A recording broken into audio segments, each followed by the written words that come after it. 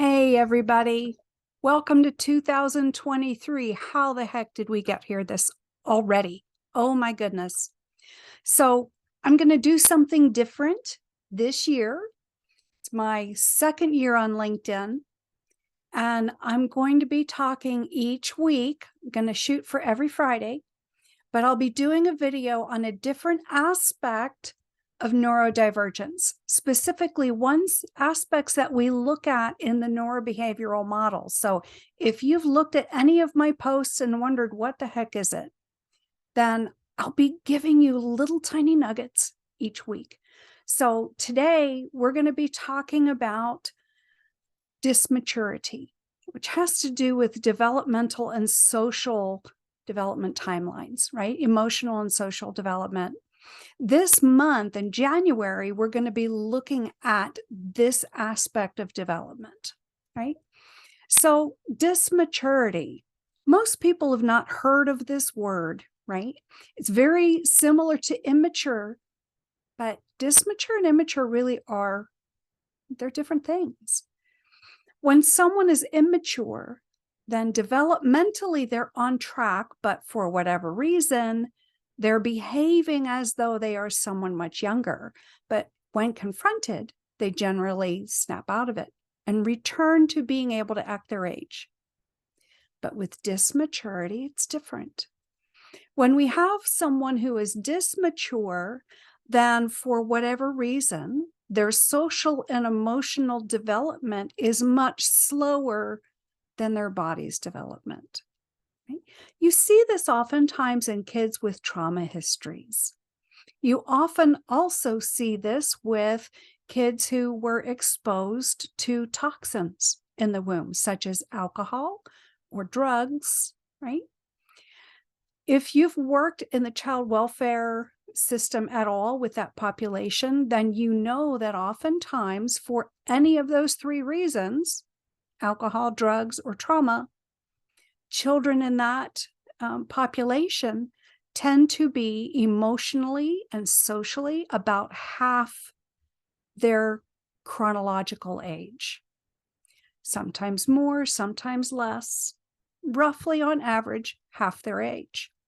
And it's not that these kids are not developing, and it's not that they're not going to mature, but the maturation rate for their emotional competence, right, their social competence, is much slower. It's a different pace.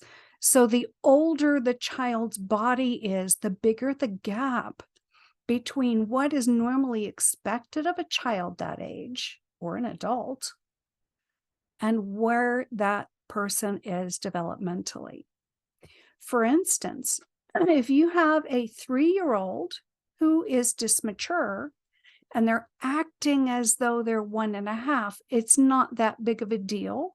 And it's very easy to reassure yourself that they'll catch up, right? It's a little more obvious and a little bit more of a problem when your kids go into school, whether it's kindergarten or first grade. We expect more of kids that age. We expect kids in school to be able to take turns, to say please and thank you, to share their toys or whatever else, right? However, a child in kindergarten or first, second grade, they are not, if they have dysmaturity, they're not 5 or 6 or even 7 years old, but they're half of that. So a kindergartner is going to interact with others and to play as if they were 2.5. A first grader is, in essence, a 3-year-old inside a 6-year-old body. A second grader is roughly 3.5 in a second grade body, in a 7-year-old body, right? You can see that the older a child gets, the bigger that gap, right? So if you have a child in 5th or 6th grade, right? For grins and giggles, we're going to say it's Fred. So Fred is in Pee Wee football because one of his strengths is that he is very athletic. it's easy to cheer him on with that developing skill and not pay so much attention to the fact that he's still reading on a second or third grade level, or he's got these social sophistication of someone who's in those primary grades instead of a child who's about to move on to junior high. So Fred's going to get teased a lot more, right? Once he's in high school, that gap is even bigger. And yes, Fred is able to progress in his coursework, not just on the football or basketball court, right? But not as fast, right? So as a senior in high school, he's 18. He's a superstar on the field. His track and field, basketball, football, you name it. He is an all-star, right? But emotionally, he's only 9. What grade is that? 4th grade. So how well received is Fred by his peers or by his teachers, who are understandably frustrated because he can talk smack and everything else like all the other young men in the locker room, right? But his comprehension is lagging way behind. But because he has so much promise, they keep forwarding him on to the next grade, promoting him on and on and on. But his skill set's getting further and further behind. And yes, it's progressing, but not at all keeping pace with his body, right? And with his athletic prowess.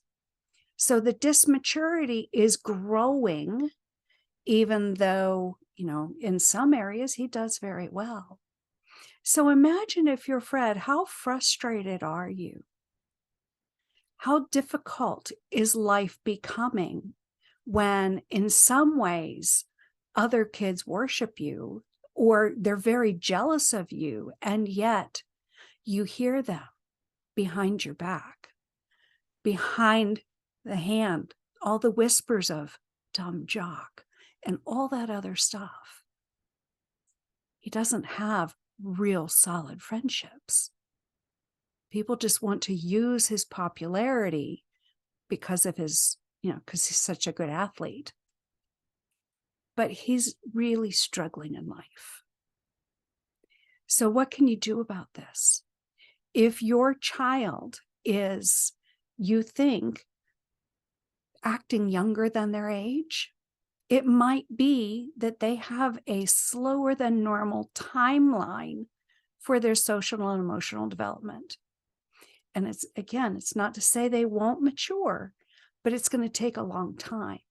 So you can think stretch toddler, right?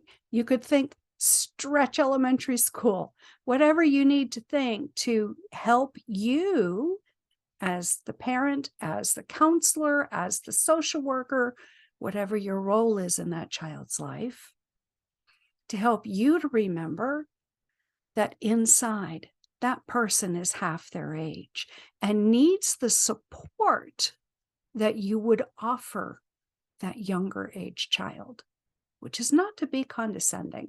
Don't be condescending. No one likes that. Everyone is insulted by that, right?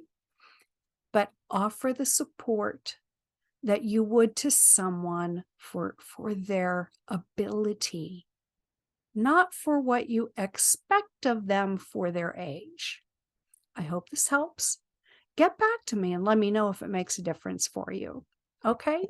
Take care, and we'll see you next week when we will talk about why some of these kids who are dysmature oftentimes prefer younger friends and what kind of trouble that can lead to. All right? Take care. Have a great week. Bye-bye.